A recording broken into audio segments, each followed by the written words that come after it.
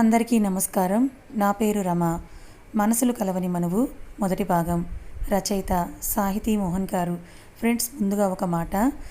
ఇప్పటి వరకు నేను ఈ జోనర్లో స్టోరీని అస్సలు మన ఛానల్లో పోస్ట్ చేయలేదు. కాకపోతే ఈ స్టోరీ చాలా బాగుంటుంది.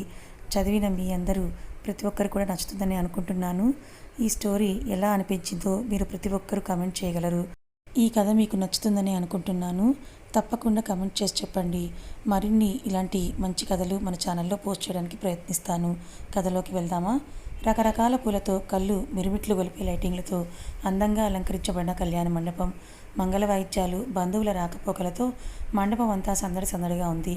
ఆ ప్రదేశాన్ని చూసిన ఎవరైనా ఆహా అనకుండా ఉండలేరు. అంత కన్నుల విందుగా ఉంది ప్రదేశమంతా. అక్కడ తెల్లటి పట్టుపంచే లాంచీలు, పచ్చని పసిపి ఛాయలో నుదుటిన కళ్యాణ తిలకం, బొగ్గన చుక్కతో పున్నమి చంద్రుడిలా మెరిసిపోతూ ఉన్న అతను మౌనమునిలా మండపంలో పీటలపై కూర్చొని పురోహితుడు చెప్పినట్లుగా చేస్తున్నాడు. కాసేపటికి వధువుని తీసుకుని రమ్మని పురోహితుడి పిలుపుతో ఆ కళ్యాణ వేదికలోకి అడుగు పెడుతోంది ఒక అమ్మాయి. బంగారు వర్ణపు పట్టు చీరలో ఒంటి నిండా నగలతో, ఆ స్వర్ణ కాంతులను ద్విగుణీకృతం చేస్తున్న మేని ఛాయతో, నుదుటిన కళ్యాణ తిలకం, బొగ్గన చుక్కతో నిలువెల్లా పూలరాశిలా సుకుమారంగా ఉన్న కోమలాంగి పీటలపై కూర్చున్న అతన్ని చూసి బెదురుతున్న వదనంతో అతని పక్కన కూర్చుంటుంది. ఆమె వచ్చిన సంగతి అతనికి తెలుస్తున్నా తనకేం పట్టనట్టుగా తన పని తను చేసుకుపోతున్నాడే కానీ కన్నెత్తైనా ఆమె వైపు చూడలేదు. ఆమె కూడా దించిన తల ఎత్తకుండా పురోహితుడు చెప్పినట్టుగా చేసుకుపోతోంది. కాసేపటికి పురోహితులు మంగళసూత్రం అతని చేతికిచ్చి కట్టమనడంతో అతను ఆ తాళిని చేతిలోకి తీసుకొని లేచి నిలబడి ఆమె వైపు చూస్తాడు. అది ఆమెకు తెలుస్తున్నా తలెత్తకుండా అలానే కూర్చుంది. గాంభీర్యమైన వదనంతో ఆమెను ఒక క్షణం పాటు చూసి ముందుకు వంగి ఆమె మెడలో 3 ముళ్ళు వేసేస్తాడు. అలా చేస్తున్నప్పుడు ఆమె శరీరంలోని వణుకు అతనికి తెలుస్తున్నా తనకేం పట్టనట్టుగా తన పని తను చేసేసి మళ్ళీ పీటలపై కూర్చుంటాడు. తన మెడలోని తాలిబొట్టును చేతిలోకి తీసుకొని చూస్తూ ఉండిపోతుంది. ఆమె అలానే పెళ్లిలోని ఆచారాలన్నింటినీ పూర్తి చేస్తారు.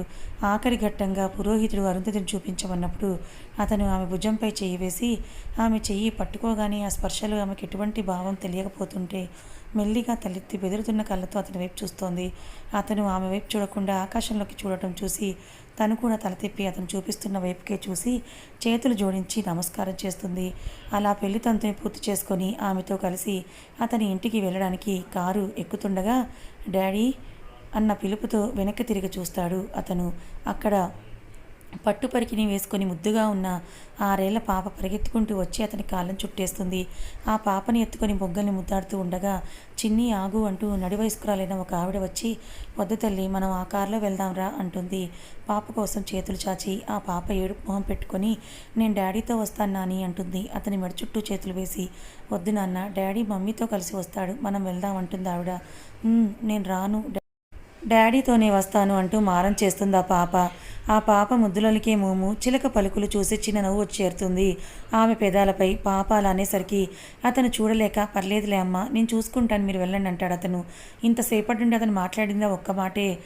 గడుగ్గాయి, మొత్తానికి అనుకున్న సాధించుకున్నావు అని అంటూ ఆ పాప బుగ్గలు పునికి, సర్లే జాగ్రత్త అంటూ ఆమె వైపు చూస్తుంది ఆవిడ. దానికి ప్రతిగా ఆమె చిన్నగా నవ్వగానే ఆవిడ సంతృప్తిగా నవ్వి అక్కడి నుంచి వేరే కార్ దగ్గరికి వెళ్ళిపోతుంది. తర్వాత వాళ్ళిద్దరూ కూడా పాపతో సహా కారులో కూర్చున్నాక ఆ కార్ స్టార్ట్ అవుతుంది. అతను పాపని తన ఒళ్ళో కూర్చోబెట్టుకుంటే ఆ పాప నవ్వుతూ అతనికి కబుర్లు చెప్తూ ఉంటుంది. ఆ క్షణానికి మిగతా విషయాలన్నీ మర్చిపోయి ఆ పాప మాటలు వింటూ నవ్వుతూ కూర్చుంటుంది ఆమె కూడా. అది దట్టమైన నల్లమల అటవీ ప్రాంతం. ఆ అడవిలోని మధ్యలోని ఒక గుహలో ఎముకల గూడు లాంటి శరీరంతో తల నుంచి భుజాల వరకు పెరిగిన నల్లటి కైల సంస్కారం లేని జుట్టుతో, మెడలో కపాలమాలతో, నుదురంతా వ్యాపించి ఉన్న ఎర్రటి బొట్టుతో, నల్లని అంగవస్త్రం ధరించి కాళికాదేవి విగ్రహం ముందు నుంచొని ఏవో మంత్రాలు చదువుతూ పసుపు కుంకుమలతో పూజ చేస్తున్నాడు భైరవుడు. సరిగ్గా అప్పుడే అతని శక్తికి ఏదో విషయం తెలిసింది. అంతే, అతను ఆ దేవతకి నమస్కరించి పెద్దగా నవ్వటం మొదలుపెట్టాడు. అతని నవ్వులు విని, గురువుగారు ఎందుకలా నవ్వుతున్నారు, ఏమైందని అంటూ కంగారుగా పరిగెత్తుకొచ్చాడు మరుగుజ్జుగా ఉన్న అతని శిష్యుడు కాపాలికుడు. అతని మాటకు నవ్వటం ఆపి, ఇన్ని రోజులుగా నేను దేనికోసమైతే ఎదురు చూస్తున్నానో అది నాకు దగ్గరకొచ్చే సమయం ఆసన్నమైందిరా కాపాలిక అంటూ మళ్ళీ నవ్వుతాడు భైరవుడు. అతని గురువుగారు చెప్పింది విని, అవునా గురువుగారు, అంటే ఆ అమ్మాయి ఆచూకీ దొరికినట్టేనా అని అంటాడు కాపాలికుడు మహదానందంగా. దొరకటమే కాదురా, నేటి అమృత గడిలోని ఆమెకు వివాహం కూడా జరిగిపోయింది. ఇంకా మనం మన పనిని మొదలు పెట్టాల్సిన సమయం వచ్చేసిందంటూ మళ్ళీ పూజలో నిమగ్నమైపోతాడు భైరవుడు. సరిగ్గా అదే సమయంలో కాషాయ వస్త్రాలలో, మెడలో రుద్రాక్షమాలతో, నుదుటిన విభూది రేఖలతో, ప్రశాంత వదనంతో కాశీ విశ్వేశ్వరుడి ముందు యోగ నిద్రలో ఉన్న శివానందుడు కళ్ళు తెరిచి నవ్వుతూ, భైరవ, నీ పాపం పండే రోజులు దగ్గరికొచ్చాయి. నీ మృత్యువు నువ్వు వెతుకుతున్న అమ్మాయికి భర్తగా మారి నీ దగ్గరికి రాబోతున్నాడు. ఇది తథ్యం, అదే విధిరాత అని నవ్వుకుంటూ మళ్ళీ ధ్యానంలోకి వెళ్ళిపోతారు. అలా పెళ్లి మండపం నుంచి బయలుదేరిన వాళ్ళంతా 1 గంట ప్రయాణం తర్వాత వర్మాస్ మ్యాన్షన్కి చేరుకుంటారు. స్టార్ట్ అయిన దగ్గర నుంచి పాప చెప్తున్న కబుర్లలో మునిగిపోయిన వారిరువురు కారు ఆగిన శబ్దానికి వారి దృష్టిని మళ్లించి చుట్టూ చూస్తారు. విశాలమైన స్థలంలో చూడగానే మనసుని అబ్బురపరిచే రీతిలో కట్టిన 3 floors బిల్డింగ్. దాని ముందంతా కూడా రకరకాల మొక్కలతో హరితవర్ణంలో మెరిసిపోతున్న విశాలమైన గార్డెన్కి ఒకవైపు స్విమ్మింగ్ పూల్ అండ్ దానికి కాస్త దూరంలో ప్లేస్. బహుశా అది పాప కోసమేమో. గేటు నుంచి కనీసం 1/2 కిలోమీటరు లోపలికి రోడ్డుకి, వాహనాల అనుకునే ధ్వనులకి దూరంగా ప్రశాంతమైన వాతావరణంలో ఉంది ఆ ఇల్లు. ఇంటికి కాస్త దూరంలో అవుట్ హౌస్ కూడా ఉంది. బహుశా ఈ ఇంటి పనివాళ్ళ కోసం అనుకుంటా. అంత పెద్ద ఇంటిని ఎప్పుడు చూడని ఆమె ఆ ప్రదేశాన్ని అంతటినీ తన చక్రాలంటి కళ్ళని గిరిగిరా తిప్పుతూ చూస్తూ ఉన్న ఆమె, డాడీ మనం ఇంటికి వచ్చేసామన్న పాప పిలుపుకి తేరుకొని అతని వైపు చూసింది. అంటూ కార్ డోర్ తీసి పాపని మెల్లిగా దించి ఒకసారి పక్కకు తిరిగి ఆమె వైపు చూశాడు. ఆ చూపులకు అర్థం తెలుసుకున్న ఆమె చిన్నగా తలూపి అతడు దిగగానే అతని వెనకే కారు దిగింది. ఈలోపు మిగతా కార్లన్నీ కూడా వచ్చి అక్కడ ఆగాయి. అందులో నుంచి వాళ్ళ అమ్మగారు శ్యామల గారు దిగి వాళ్ళ దగ్గరికి వచ్చి పదండి నాన్న అంటారు. వాళ్ళ అమ్మ మాటకి చిన్నగా తలూపి పాపనెత్తుకొని ముందుకు నడుస్తాడు.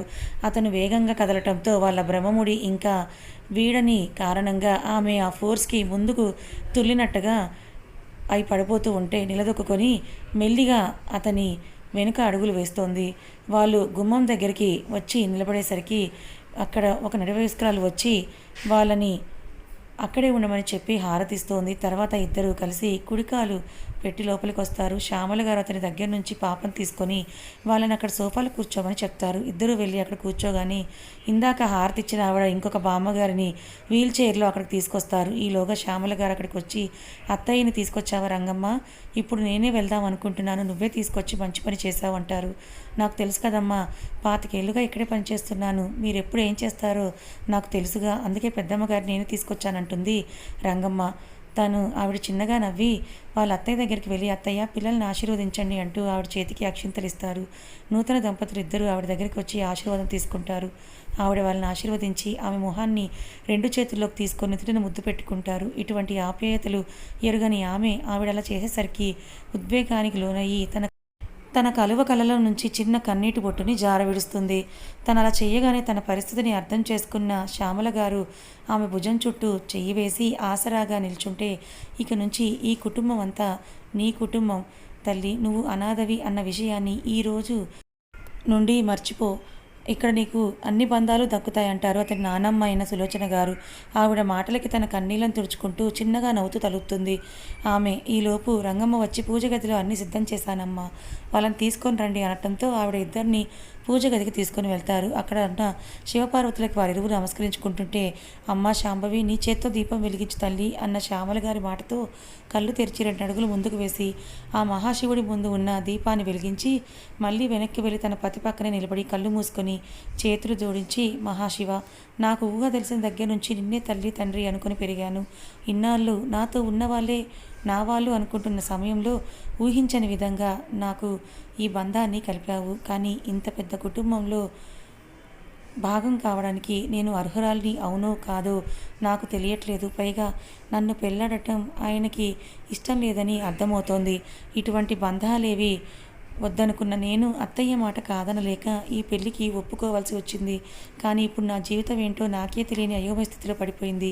నువ్వే దీనికి ఏదైనా పరిష్కారం చూపించాలని ఆ విశ్వేశ్వరుణ్ణి ప్రార్థిస్తూ ఉంటుంది శాంభవి. ఇలా రండి అన్న శ్యామల గారు పిలవడంతో కళ్ళు తెరిచి అతని వెనకే హాల్లోకి వెళ్తుంది. అతను అక్కడ పూలమాల వేసి దీపం వెలిగించి ఉన్న ఒక వ్యక్తి ఫోటో ముందు ఆగుతాడు. ఆయన చూడటానికి అచ్చం తన పతిలా ఉండడం చూసి ఆయన ఎవరో అర్థం చేసుకొని అతని పక్క నుంచొని ఆయన ఫోటోకి నమస్కరిస్తుంది. ఈలోపు బామ్మగారు వీల్ చైర్లో అక్కడికి వచ్చి, అమ్మ శాంభవి, ఆయన మీ మామయ్య గారు విజయేంద్ర వర్మ 6 ఏళ్ల క్రితం జరిగిన యాక్సిడెంట్లో చనిపోయారు. అప్పటి నుంచి తన వృత్తితో పాటు ఇంటి బాధ్యతలన్నీ నీ భర్తే చూసుకుంటున్నాడంటారు. ఆవిడ మనవడిని మురిపెంగా చూసుకుంటూ. దానికి ప్రతిగా ఆమె చిన్నగా నవ్వగానే, సర్లే ఇప్పటికే చాలా అలసిపోయారు, వెళ్ళి విశ్రాంతి తీసుకో, భోజనాలు తయారవగానే కబురు పంపిస్తాను అంటారు. ఆవిడ తీసుకుంటుంది. ఇంకా అదేగా పని, ఒక్కసారి మహారాణి భోగం దొరికిందిగా అంటూ మెట్లు కిందకి వస్తూ ఉంటుంది ఒక ఆవిడ. ఇంట్లో కూడా పట్టుచీర, ఒంటి నిండా నగలు, జడకొప్పులా వేసుకొని ఉన్న ఆవిడ దాని చుట్టూ పువ్వులు పెట్టుకొని పొగరుగా మెట్లు దిగి వస్తూ మాట్లాడుతూ ఉన్న ఆవిడ్ని చూసి శాంభవి వింతగా చూస్తుంటే, ఇందుమతి ఏంటా మాటలు, ఇంటికి వచ్చిన కొత్త కోడలితో అలాగేనా మాట్లాడేది అంటూ ఆవిడ్ని గద్దిస్తారు బామ్మగారు. ఆవిడ వైపు నిర్లక్ష్యంగా చూస్తూ, ఈ అమ్మాయిని చూసేనా వదిన నా కూతుర్ని కాదన్నావు అంటుంది ఆవిడ శ్యామల గారి వైపు చూస్తూ. అయినా కూడా ఆవిడ ఏమీ మాట్లాడకుండా మౌనంగా నిల్చోవడం చూసి, అర్థమైంది, కానివ్వు, నేను చూస్తాను ఈ పిల్ల ఎంతవరకు నీ నమ్మకం నిలబెట్టుకుంటుందో అంటూ బయటికి వెళ్ళిపోతుంది ఇందుమతి. సులోచన గారి భర్త పేరు నరేంద్ర వర్మ. వారికి 3 సంతానం. కొడుకు విజయేంద్ర వర్మ, కూతురు ఇందుమతి. ఇంకొకరి గురించి తర్వాత చూద్దాం. వారు యుక్త వయసులో ఉన్నప్పుడే వారి తండ్రి గారు మరణించారు. తర్వాత విజయేంద్ర వర్మ గారే ఆ కుటుంబ బాధ్యతలన్నీ చూసుకునేవాళ్ళు.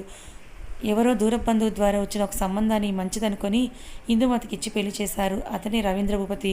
కానీ అతను ఇందుమతి మొండితనాన్ని భరించలేక వ్యసనపరుడైపోయి అతని జల్సాలకు తన ఆస్తినంతటిని కూడా అమ్మేశాడు. అలా వారు రోడ్డు మీద పడేసరికి ఎంత కదనుకున్న చెల్లెల్ని, బావని, మేనకోడల్ని అలా చూస్తూ ఊరుకోలేక రవీంద్రకి తన వ్యాపారంలోనే చిన్న పని ఇచ్చి వారిని ఇంట్లోనే పెట్టుకున్నారు. అప్పటికే ఆయనకు శ్యామల గారితో వివాహం జరిగి 2 కొడుకులు కూడా ఉన్నారు. అప్పటి నుంచి ఇద్దరు కలిసే వ్యాపారాలన్నీ చూసుకునేవారు. ఆవిడ వెళ్ళిపోయిన వైపు చూసి నిట్టూరుస్తూ, అమ్మ శాంభవి, అది నా కూతురు ఇందుమతి, కొంచెం పెడసరపు మనిషి, నువ్వు తన మాటలేం పట్టించుకోకు, వెళ్ళు అంటూ శ్యామల గారి వైపు తిరిగి, శ్యామల, వాళ్ళ కొంగుముడి తీసి అమ్మాయిని గదిలోకి తీసుకొని వెళ్ళు అంటారు. సరే అత్తయ్య అని రంగమ్మ చేత కొంగుముడి తీయించి తనను గెస్ట్ రూమ్లోకి తీసుకొని వెళ్తారు ఆవిడ. అతను కూడా ఫ్రెష్ అవ్వడానికి రూమ్లోకి వెళ్తుంటే, నాన్న, రేపు మనం ఆ ఆలయానికి వెళ్ళాలి గుర్తుందిగా అంటారు బామ్మగారు. ఆవిడ మాటలకి వెనక్కి తిరిగి తననే చూస్తూ అని చిన్నగా తల ఊపి పైకి వెళ్ళిపోతాడు అతను. వెళ్తున్న అతన్ని చూసి చిన్నగా నిట్టూర్చి పైకి చూస్తూ, శివయ్య, తన పంతాన్ని వదిలి ఆ అమ్మాయితో కలిసి జీవితాన్ని పంచుకునేటట్టు చూడు తండ్రి అని అంటూ ఆ మహాదేవుణ్ణి మనసులోనే వేడుకుంటారు ఆవిడ. శ్యామల గారు శాంభవిని ఒక గదిలోకి తీసుకొని వెళ్ళి, శాంభవి, నువ్వు ఫ్రెష్ అయ్యి ఇక్కడే కాసేపు రెస్ట్ తీసుకో, భోజనాలు తయారవగానే నేనే వచ్చి పిలుస్తాను అని అంటూ ఆవిడ అక్కడి నుంచి వెళ్ళిపోతారు. సరేనండి అంటుంది. ఇంకా అండి ఏంటి తల్లి, అత్తయ్య అని పిలు అని అంటారు ఆవిడ. తన చెంపపై చెయ్యి వేసి ప్రేమగా నిమురుతూ, అలాగే అత్తయ్య అని అంటుంది చిన్నగా నవ్వుతూ. నీకు కావాల్సినవన్నీ ఇక్కడే పెట్టించాను, నీకేమైనా కావాలంటే మొహమాట పడకుండా అడుగు, సరేనా అంటారు. ఆవిడ కూడా నవ్వుతూ సరే అత్తయ్య అనగానే, ఇంకా నేను వెళ్తాను అని అక్కడి నుంచి వెళ్ళిపోతారు ఆవిడ. ఆవిడ వెళ్ళాక తన బ్యాగ్లో నుంచి బట్టలు తీసుకొని ఫ్రెష్ అవ్వడానికి వెళ్ళిపోతుంది. కాసేపటికి స్నానం చేసి తేలికపాటి చీర కట్టుకొని బాల్కనీలో నుంచొని తల ఆరబెట్టుకుంటూ వాళ్ళ పెళ్ళి ఎలా జరిగిందో గుర్తు తెచ్చుకుంటుంది. హైదరాబాద్లోని ఒక అనాథ శరణాలయాన్ని నడిపిస్తారు విమల గారు. ఆవిడ ఒకరోజు గుడికి వెళ్ళి దర్శనం చేసుకొని తిరిగి వస్తుండగా చిన్నపిల్లల ఏడుపు వినపడింది. ఆ ఏడుపు అంతకంతకు పెరుగుతూ ఉంటే ఆ ఏడుపు ఎక్కడి నుంచి వినపడిందో అని చుట్టూ పరికించి చూడగా ఆ గుడి ప్రాంగణంలోని రావి చెట్టు కింద ఒక పసిబిడ్డ కనబడుతుంది. ఆ పాప దగ్గర ఎవరూ లేకపోవడం చూసి అయ్యో అని కంగారుగా తన దగ్గరికి వెళ్ళేసరికి అప్పటిదాకా ఏడుస్తున్న పాప తనని చూసి నవ్వుతుంది. తన బోసి నవ్వులు చూసి సంతోషంగా ఆ పాపని ఎత్తుకొని ముద్దాడి తనకి సంబంధించిన వాళ్ళు ఎవరైనా ఉన్నారేమో అని ఆ గుడి మొత్తం వెతకగా అక్కడ ఎవరు తమకి తెలియదు అనటంతో ఆ గుడి పూజారికి ఎవరైనా తన కోసం వస్తే నా దగ్గర ఉందామని చెప్పి ఆ పాపని శరణాలయం అడ్రస్ ఇచ్చి అక్కడికి తీసుకుని వెళ్ళిపోతారు. 4 రోజులు దాటిన పాప కోసం ఎవరూ రాకపోవడంతో తనకి ఎవరు లేరని అర్థం చేసుకొని ఆ పాపకి శాంభవి అని పేరు పెట్టి తన ఆలనా పాలన అన్నీ ఆవిడే చూసుకుంటూ విద్యాబుద్ధులు నేర్పిస్తారు. శాంభవి కూడా చిన్నప్పటి నుండి అన్నిట్లో చురుగ్గా ఉంటూ అందరితో కలిసిపోతూ అక్కడి వాళ్ళందరికీ తలలో నాలుకలా ఉండేది. అలా డిగ్రీ వరకు చదువుకొని ఆ శరణాలయంలోని పిల్లలకు ట్యూషన్ చెప్తూ ఉండేది. ఒకరోజు సులోచన గారు, శ్యామల, రంగమ్మ కలిసి ఆ శరణాలయానికి వచ్చారు. ఆ రోజు విజయేంద్ర వర్మ గారి వర్ధంతి. వాళ్ళకు ప్రతి ఏటా ఆ రోజున ఏదైనా చారిటీకి శరణాలయాలకు వెళ్ళి ఆయన పేరు మీద అక్కడి వాళ్ళకి పళ్ళు బట్టలు ఇచ్చి డొనేషన్ ఇవ్వడం అలవాటు. అలా ఆ రోజు అక్కడికి వచ్చారు. అక్కడ పిల్లలకు పళ్ళు బట్టలు ఇచ్చి విమల గారితో మాట్లాడుతుండగా, పిన్ని, గుడికి వెళ్ళొచ్చాను, ప్రసాదం తీసుకో అంటూ అక్కడికి వస్తుంది శాంభవి. తనని చూడగానే వాళ్ళిద్దరికీ నచ్చేస్తుంది. ఆవిడ వాళ్ళని శాంభవికి పరిచయం చేయగా వాళ్ళకి నమస్కారం చేసి వినయంగా మాట్లాడుతుంది. తన మాటలు పద్ధతి బాగా నచ్చి తను వెళ్ళగానే విమల గారిని అడుగుతారు తన గురించి. ఆవిడ వాళ్ళకి తను దొరికిన దగ్గర నుంచి ఇప్పటి వరకు మొత్తం చెప్పగా వాళ్ళిద్దరూ ఒకరినొకరు చూసుకుంటారు. బామ్మగారు విమల గారితో, మీకు ఇష్టమైతే ఆ అమ్మాయిని నా మనవడికిచ్చి పెళ్లి చేసి మా ఇంటి కోడలను చేసుకుంటామని అడుగుతారు. ఆవిడ కంగారుగా, అయ్యో మీరు ఇంత పెద్దవారి ఉండి ఒక అనాథని మీ ఇంటి కోడలు చేసుకోవడం ఏంటండి అంటారు. లేదమ్మా, మనిషి గుణం ముఖ్యం కానీ పుట్టుక కాదు. మీరు ఆ అమ్మాయిని అడిగి నాకు కబురు పెట్టండి అని అక్కడి నుంచి వెళ్ళిపోతారు. ఇంటికి వెళ్ళాక ఇదే విషయం అతనితో మాట్లాడగానే, నాన్నమ్మ నీకు ఎన్నిసార్లు చెప్పాలి నేను పెళ్లి చేసుకోనని అంటూ వాళ్ళపై అరుస్తాడు. నేను చెప్పేది విన్నాను, మా కోసం కాకపోయినా ఆ పసిదాని కోసమైనా నువ్వు పెళ్లి చేసుకొని తీరాల్సిందే. ఎంతమంది ఉన్న ఆడపిల్లకి తల్లి అవసరం ఉంటుంది కదా, అందుకే నేను చెప్పిన మాట విను అంటూ బతిమాలుతారు శ్యామల గారు. అయినా సరే అతను వద్దంటూ వెళ్ళిపోతాడు. అలానే వారం రోజులు గడిచిపోతుంది. రోజు వీళ్ళు అడగటం, అతను కాదనటం. ఒకరోజు బామ్మగారు గట్టిగా చెప్తారు, నువ్వు పెళ్లి చేసుకుంటేనే నేను నీతో మాట్లాడతానని. కానీ వినిపించుకోలేదు. ఫలితంగా ఆవిడ తింటాం అనేసి అనారోగ్యం పాలయ్యేసరికి అప్పుడు ఒప్పుకుంటాడు. కానీ ఆవిడకి చెప్తాడు, ఆ అమ్మాయి ఇంటికి కోడలు కాగలదేమో కానీ నాకు భార్య మాత్రం కాలేదని.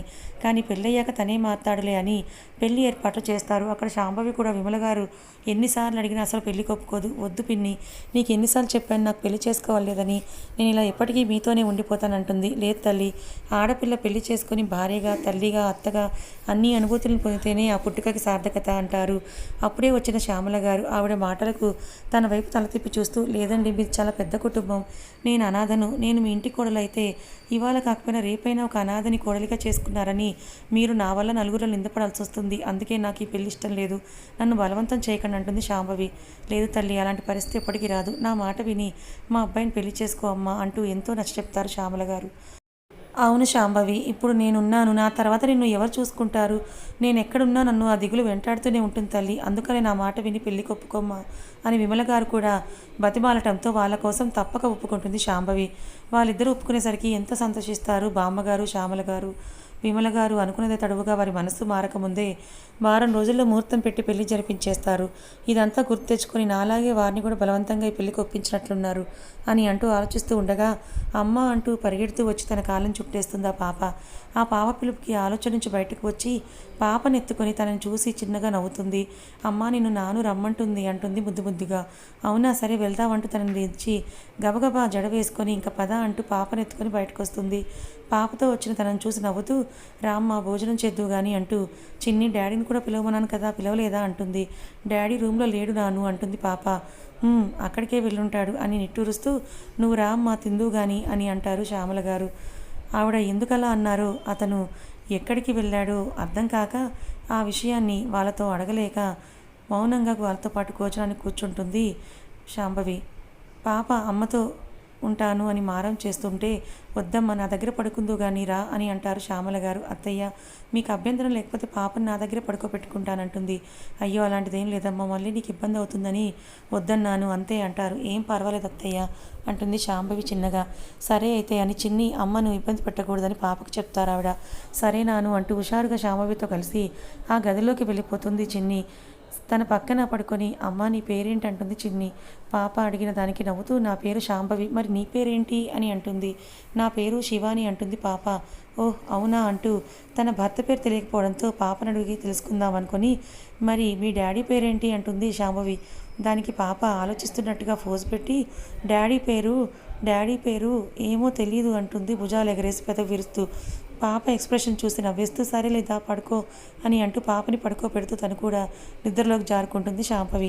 అదొక పాడుబడ్డ బంగ్లా. ఊరి చివరిలో జనసంచారానికి దూరంగా ఉంటుంది.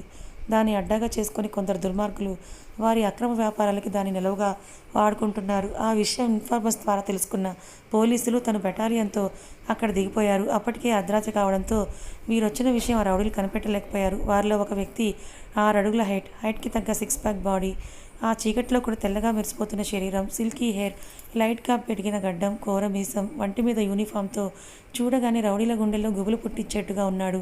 అతను మాత్రం ముందుగా నడుస్తూ అడ్డొచ్చిన వారిని చాకచక్యంగా అడ్డు తప్పిస్తూ లోపలికి చేరుకున్నాడు.